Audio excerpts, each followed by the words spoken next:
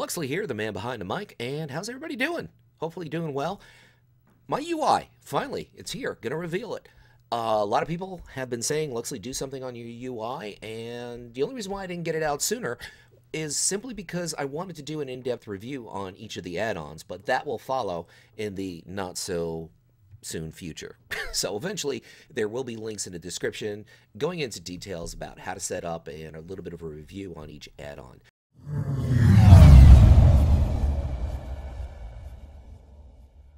Now, when you first log on, nothing is configured, so it's kind of confusing. You know, it's really a bit overwhelming. But the first thing I try to put in line is the framework, which is Sunn Art Viewport.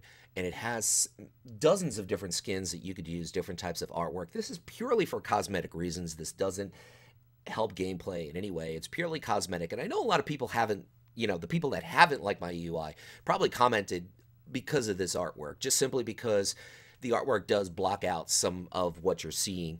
But the fact is, what it blocks out is maybe something that is useful to see 1 or 2% of the time. So this is a highly configurable type of add-on, and the names will be listed in the description for you to search on Curse.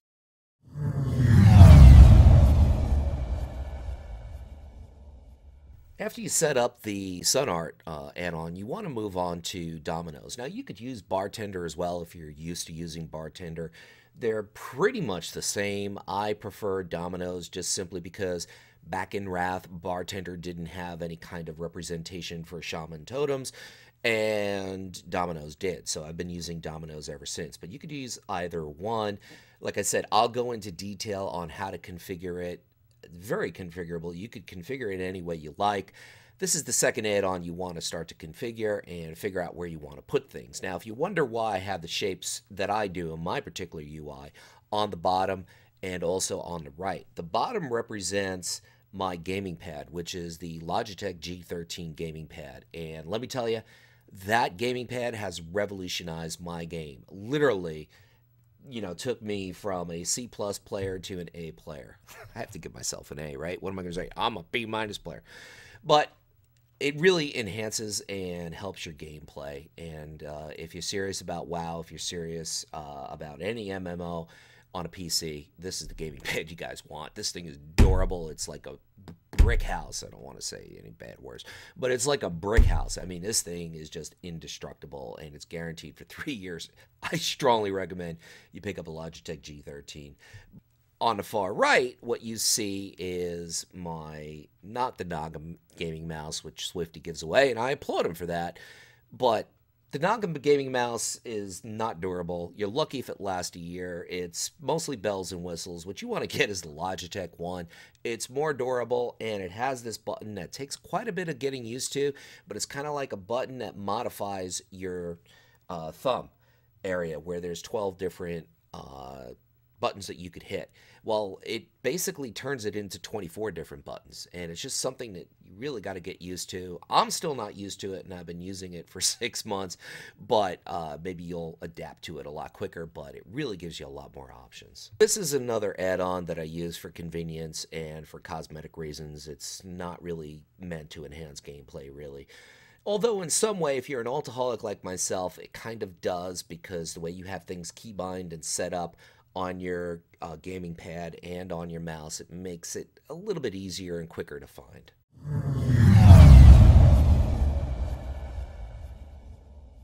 After you set up Sunn Art Viewport and Dominos, you want to set up Mistra's Diablo Orbs. Those are the two Diablo orbs that you see at the bottom, the white one on the left, the blue one on the right. They're not only there for cosmetic reasons, they're there as a quick vantage point for me to take a look at what my health is, so I could look at the top of the screen, I could look at the bottom of the screen, just have it as a quick reference of what my health is. So, like I said, it can come in handy having such an important stat be something that you can see on more than one place on your screen. Next up, Sexy Map. What does it do? Makes maps look sexy. There are roughly about 7 or 8 different kinds of skins that you could choose for your map, and it also gives you the ability to move the map where you want it. So you could have it at the top right of the screen, you could have it at the bottom left of the screen. You can basically put it wherever it is you want and make it as sexy as you want, or make it as plain as you want. But once again, this is purely for cosmetic reasons.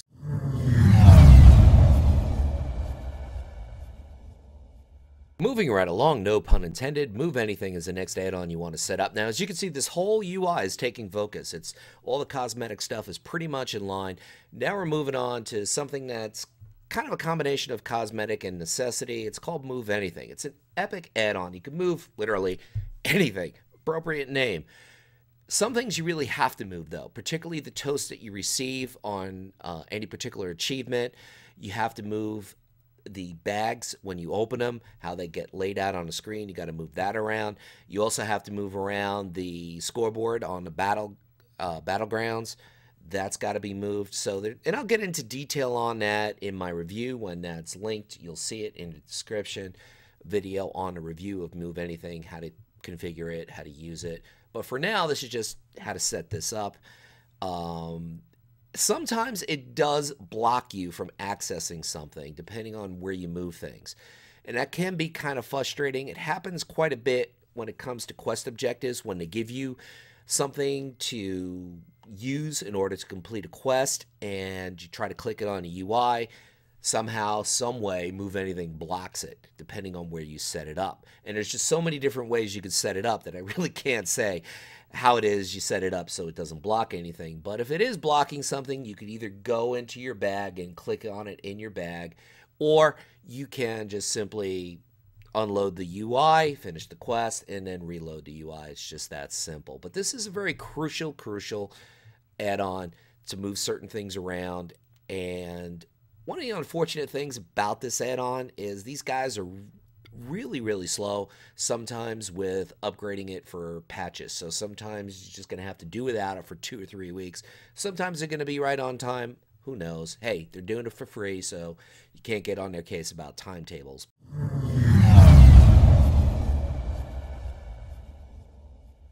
The uniframe add-on I use is XPerl. You could also use Pitbull. You could use Shadow Frames.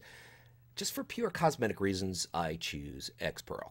Now, this is something that is not only for cosmetic purposes, because when you target a class, you can set up the color coordination on the health bar, so you can immediately recognize that's a DK, that's a rogue, if you could see him. If he's not stealth, that's a druid, if you could see him, if he's not stealth.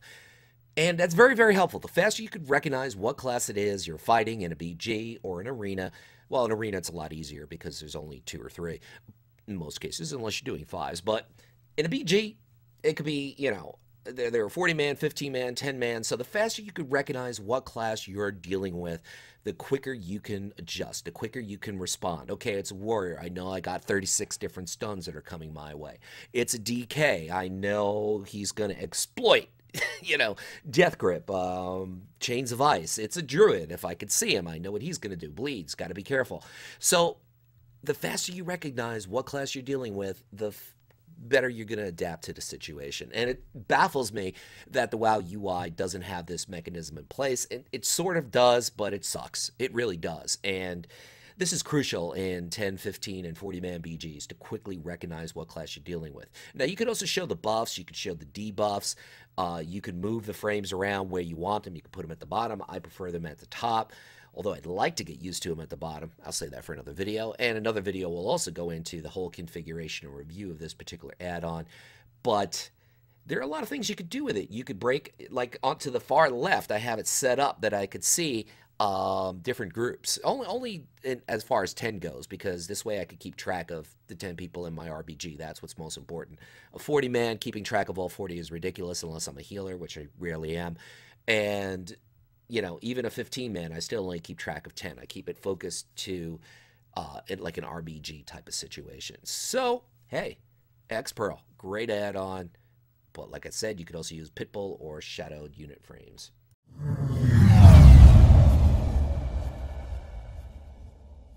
By no means is Rangefinder a cosmetic add-on. This is a necessity. This is a great add-on. My target, the useless Stormwind Guard, as you can see to the right, there's an 8 to 10 in blue. That's how far away he is. Now, this isn't necessarily something I use to figure out how far I am to cast a spell. Are they within range or not? No. This is something I use to get myself out of range of a charge, out of range of a death grip, out of range of a chaos bolt, because sometimes you can't always interrupt it, or you can't use spectral guys. So those things are on cooldown. So this is a great way to get yourself out of harm's way and get yourself out of that 30, 40 yard range. Now you also have to be aware of what the range is on those abilities, but this particular add-on rangefinder is a gem.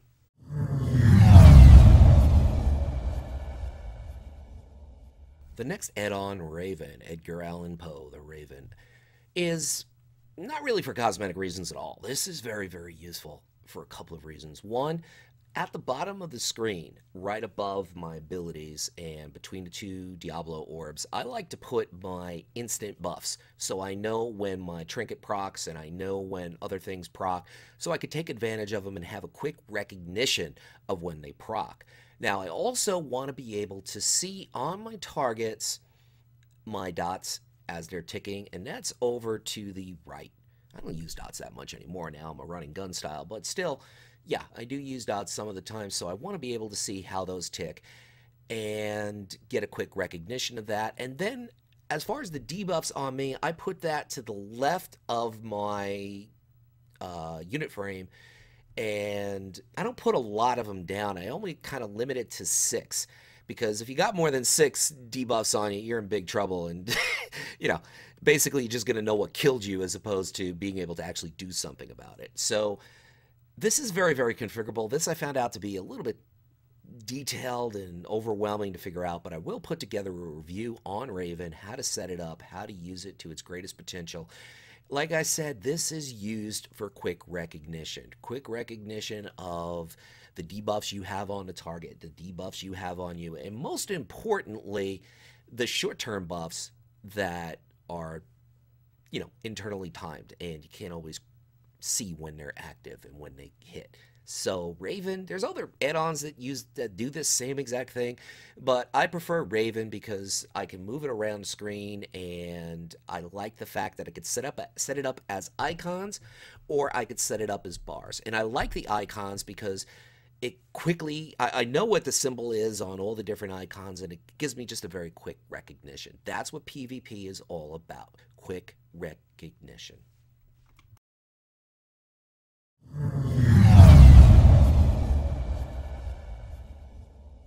The next two add-ons work in sync with each other. Tidy Plates, Plate Buffs. Tidy Plates is just for cosmetic reasons, and you want to be certain that you click on or make sure that the part that shows the buffs on Tidy Plates and the debuffs on Tidy Plates is clicked off, because it's going to make things really confusing with Plate Buffs, which is epic and which is what you want to use to show various things. What I choose Plate Buffs to show are short-term HOTS, short-term defenses, short-term shields, obviously, CCs, as well as short-term buffs. Because I know if a DK has AMS up or Hunter has deterrence up, I'm going to avoid them. I'm wasting my time blowing my cooldowns on them. And this gives me a quick recognition of when those abilities are up. Because in the heat of battle, in a 10, 15, 40-man BG, you can't always tell when a Paladin bubbles. You can't always tell when a Shaman has Shamanistic Rage up. So this gives you that quick recognition by having it right above the target. And I don't use too many abilities, because I'm never going to see more than, say, 3 or 4 abilities at once. So that quick recognition helps my response time, and that's why you guys see me at the top in killing blows in almost every single battleground. I may not be at the top in damage, usually in the top 3, but as far as killing blows concerned, 95% of the time I'm in the top slot, and this is a big reason why. I don't waste my time blowing cooldowns on Paladins that have their bubbles up, or Hunters that have deterrence up, or, you know, Druids that have Cenarian Ward up. I just altogether avoid them and just either get myself out of range, or maybe CC them, or take an opportunity to go LOS and heal myself. So Plate Buffs is absolutely epic. If I had to have only one add-on, Plate Buffs is the one add-on to have.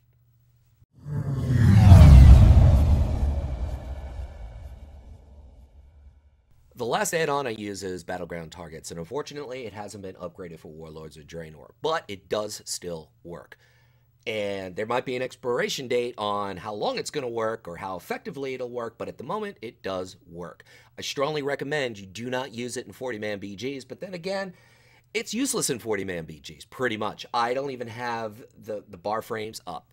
The Battleground Targets is is the color bars you see all the way to the right. Tells me how many healers, how many tanks, how many DPS, and what specific classes and specs they are in a BG. Say that 10 times really fast and you'll lose your breath. It's excellent for RBGs when you're trying to focus down a target because you can immediately recognize how many people are on that particular target. You can immediately recognize who are the healers and who it is that you should be targeting. This is a really, really epic, useful tool, and like I said, it's very unfortunate it hasn't been upgraded for Warlords of Draenor. But what I do recommend is just phasing it out in 40-man BGs because you might lag a little bit with it, and now you can access your add-ons from your UI, so you don't have to log off. So it's very easy just to click it and reload it and not deal with it in Altric Valley or Isle of Conquest. But for 10, 15-man BGs, it still works, and it doesn't really cause lag, and it is an enormous, enormous resource. Matter of fact, it saves me a lot of time because, quite frankly, I'm going to be straight honest with you guys. If I walk into a capture the flag scenario and I see they have 3 healers to my 1 or 4 healers to my 1, I'm just AFKing out because I know there's a strong possibility I'm wasting my time. I don't want to sit there and, fight the brave fight and lose and waste 15 minutes of my time. So, especially since I'm an alcoholic and I could easily go on another tune immediately and do what I need to do.